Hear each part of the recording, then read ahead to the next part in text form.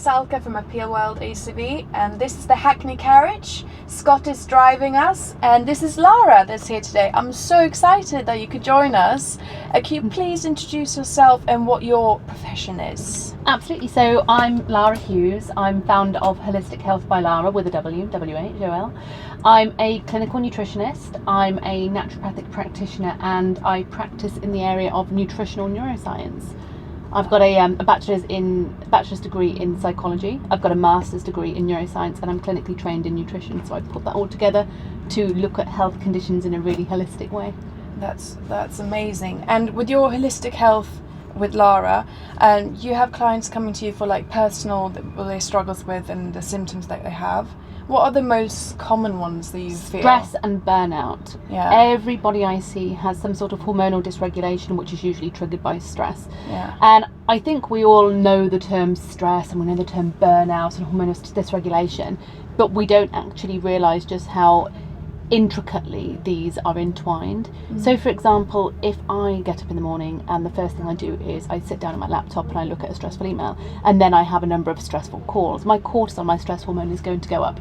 When my cortisol goes up, my insulin also goes up. Insulin helps to get sugar from your bloodstream into your cells to help you use it, but it's also a fat burning hormone. Okay. So this is just a bit of a sneak peek at how just your cortisol going up from a morning email can actually lead to fat storing activity and then hormonal dysregulation from there downwards. So one of the best thing you can do is that in the morning, because that cortisol not to be, would you say released? You want it to be released or not? Cortisol isn't automatically high in the morning because it's our stress hormone, but it's also our waking hormone. So cortisol is something that we need to live, right? Yeah. It's automatically higher in the morning because that's what wakes us up. But what we don't want is to trigger even more of it. We don't need more cortisol in the morning unless you're completely burnt out and you've got no cortisol, in which case you might feel exhausted, and that's a completely different issue. Yeah. But normally speaking, we have enough cortisol in the morning, we don't need more. And when you're having things like coffee in the morning, especially if you're having it fasted on an empty stomach, this increases our cortisol because our body sees that as a threat. It sees it as the bear attacking us. We don't need to encourage more of that. And that can trigger stress. It triggers immediately. stress. It primes our nervous system. Okay, so that's where I've got that from. I've heard, don't look at your phone first thing in the morning, and I haven't realised why. I realised phone screen time is not good, but that can be one of the reasons because 100%. It can stress trigger something. You've actually hit the nail on the head there, and it's in the morning but also at night time. So there are a lot of people I think now that think they're having a break from work and they go on their phones. Unfortunately, the brain does not turn off when we go on the phone, and actually cortisol, our stress hormone, is released. One of the reasons why you shouldn't go on phones at night time before bed is because the blue lights from our phones and the blue lights from our laptops actually increase cortisol. Now, when you increase cortisol, remember it wakes you up in the morning too. It's not just a stress hormone, it wakes you up. When cortisol increases, it also suppresses melatonin, our sleep hormone. So you can see how when you're looking at screens at night time, it's not simply people saying, oh, don't look at your screens, it interrupts your sleep. It actually physiologically has an impact on your stress hormone and suppresses your sleeping hormone. Yeah, I do that. I do look at my phone before going to bed. You wouldn't be alone, so many people do. And I'm going to try not to do it. Do you look at your phone? No. You put it away at a certain time, or? I used to look at my phone at night time, doom scrolling, I think, especially with all the social media, and I think, the life we live, it's content creation. It's so bad because it's quite addictive. It's incredibly addictive. It's designed to be addictive. But what I do in the evening is I actually spend more time on Duolingo learning things like Spanish these days than on social media, which inherently stresses me out. But I actually don't really use my phone after 8 o'clock at night, and I instead do things like breath work, or I listen to music. I listen to binaural beats, for example, things that really help get me into a bedtime ritual to help increase the release of melatonin, my sleep hormone, and decrease those things like cortisol. Wow, that's good. Well, I hope if you're listening to this right now that it's not early morning or late at night. No, being intentional maybe is the right way of when you want to use social media, and actually having some boundaries of when you're watching it. So you're not just doing it, what's it called, aimlessly? Aimlessly, but I think doom scrolling, aimlessly using social media, aimlessly using the phone. We're so addicted to the phones now because they were designed that way. everything from the ping to looking through the different colours. They're designed to increase our dopamine, right? Now, dopamine is our reward neurotransmitter.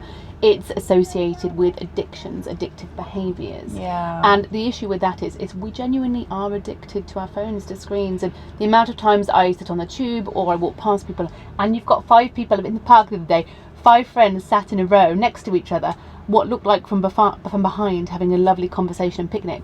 You actually walk around them, they're all on their phones. I know, I find that really sad. And yeah. We're in a very disconnected community. Yeah, and we're not, I find that very sad when we're walking past people, we're not looking into each other's eyes, we're on the tube, like we're all staring down on these, we're creatures of habit. So I think if we make a conscious decision, I'm really gonna try not to look at my phone before bed, just maybe not even have it in the same room. That's what I'm gonna do. I highly suggest it, but sleep is one of the most important things that we can do to protect our brain, to protect our mental health, and for longevity. We need at least 8 hours sleep a night, really, but it's not just about the amount of sleep we have, it's about the quality of sleep we have. I mean, I can sleep 9 hours, like this last night I think I slept 9 hours, but I was still tired when I woke up. And a lot of people experience that. If you feel exhausted or tired still when you wake up, it's normal to feel a little bit groggy, but if you're feeling really tired or exhausted, then that is potentially a sign that you're either not getting good quality sleep, there's potentially something wrong there, like maybe sleep apnea, you're not getting enough oxygen in, that you're being kept up by something else, or that perhaps you might be struggling with stress and burnout, because when you're burnt out, no matter how much good quality sleep you get, you will feel exhausted in the morning. Sleep apnea, is that what is that? Sleep apnea is you find it commonly in middle-aged men who are slightly overweight, but actually anybody can get it, and it's really where you don't get enough oxygen in when you sleep, so you keep waking up, so you never really go into those deep cycles. So you often associate it with snorers, people who are trying to get air in and they're not really quite getting enough oxygen in, so the body wakes them up. The issue is all of these micro waking times when you're sleeping, all of these micro wakes are actually disturbing your sleep completely, stopping you from going into those deep and restorative cycles. So no matter how long you sleep, if you have sleep apnea, if you're not getting enough oxygen in, then you'll feel exhausted in the morning, which is actually one reason why it's really good to sleep with your window a crack open, just to help with the oxygen circulation. And I do that every single night, and if I don't, I notice it in the morning. That's so important, the air quality, isn't it? They're having a little bit of a breeze coming through. 100%. And these are all simple things, and I think everybody wants like a very sexy green pill that's nobody's ever heard of before, carnivore diet or potato diet or something like that. And there's like a starch water diet now, but actually it's these simple things which make a world of difference. Get and sleep right, sleep with your window open, encourage the oxygen to come on in, don't look at your phones before bed, be mindful of cortisol, be mindful of your body, wake up in the morning and think, how do I feel today? Actually, is it right for me to have a coffee this morning because I've woken up and I feel slightly stressed? Listen to your body. And in this society, we are so disconnected from each other and also disconnected from our bodies. I am learning now, and it's actually a really empowering journey, what we can do to feel better. And that, as you said, it's not every morning is the same. I used to do maybe intermittent fasting, but that didn't work every single morning, because if my sleep was bad, my stress would be even worse if I did intermittent fasting. Well, I can't speak, but so it's important to listen and to see, what can I do today to help ourselves. I'm so glad you said that. Fasting kills me. And people talk about fasting like it is a cure-all and a fix-all, and it's the biggest myth out there. I was going to ask you what health myths that you hate. And there's another one. There's another one too, but fasting is one of them. So I think people cling on to fasting because it's a bit like one of these radical diets, right? Oh my goodness, if I fast, you're skipping a meal and putting a trendy word on it and calling it fasting. If I fast, then suddenly my cognition's going to be better, I'm going to lose weight. Actually, fasting can be really dangerous, especially for women. Intermittent fasting 3 days a week is what gets you maximum results, the best results. Not every single day, not 5 days a week, not 7 days a week, 3 days a week, but only for certain people. It absolutely does. Slightly under eating does increase telomere length, which is a marker of longevity and good brain health and optimal performance as you age, optimal aging. But that's only slightly under eating, and that's when you compare it to overeating. Yeah. Fasting for women, especially women who have hormonal dysregulation, which I think a lot Yeah. of women do because we have a natural cycle, right? And we're very impacted by things like stress, Yeah. by anything else that's going to disrupt our already fluctuating hormones. Yeah. If you have PCOS, for example, or you've got an underactive thyroid, or you're suffering from stress or burnout, fasting can have really deleterious impacts. It actually increases cortisol, because when we fast, our blood sugar drops. When our blood sugar drops, our cortisol increases, because the cortisol, remember, what is it? It's not just a stress hormone, it's a waking hormone. The body evolutionarily thinks, my goodness, we need to wake up, we need to go and hunt, to go and get food, we haven't got enough food. So as soon as your blood sugars drop, your cortisol goes up.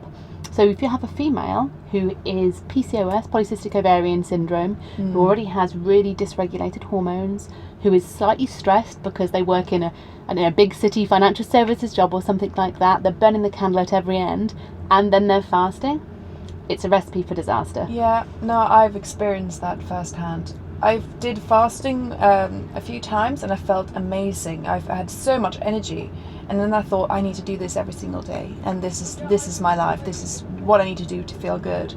But a couple of weeks in, I could really. That's the thing. And also, I would beat myself up for not feeling like I wanted to fast.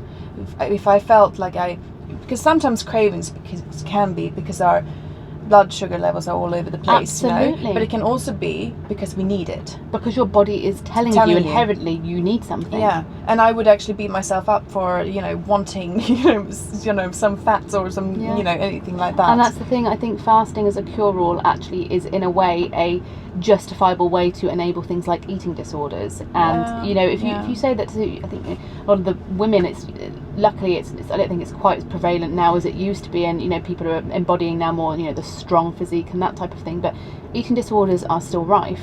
And you tell somebody there is a reason with a sexy label called fasting that they can skip a meal, and they'll do it. And fasting for you and me could be a late overnight fast, like an extended overnight fast. Yeah. So having your last meal at maybe 7 p.m. and then your latest one in the morning, at 9 a.m. or something like that. That's a nice overnight fast. Or not snacking in between meals. Not snacking in between meals. Yeah, that's a form of fasting too, and that's perfectly fine. And absolutely, not going to bed on a full stomach and having an extended overnight fast is great. It's really great for brain health.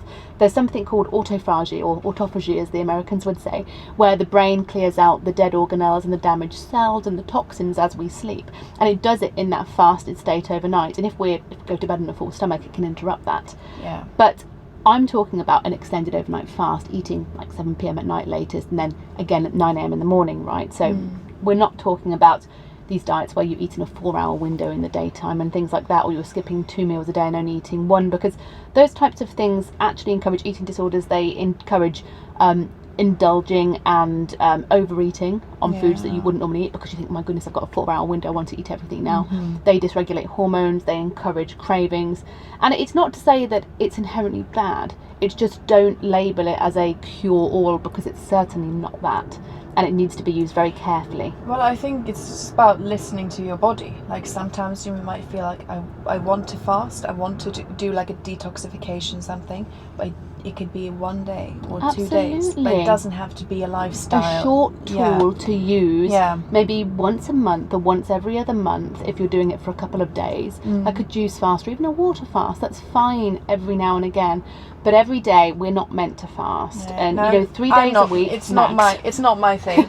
Can I ask what's always? I'm intrigued. What's always in your grocery shopping, and why? I am a huge salad eater, but I'm Yeah. also a huge fruit eater. So all of the fresh fruits and vegetables. In my shopping basket, you'll always see strawberries, raspberries, blackberries when they're in season, Yeah, I do blueberries. that. You'll see all of the berries. You'll see avocados. You'll see mixed omega-3 rich seeds like sunflower seeds, pumpkin seeds, sesame seeds, flax seeds. What's your breakfast? My breakfast tends to be a smoothie, actually. So I love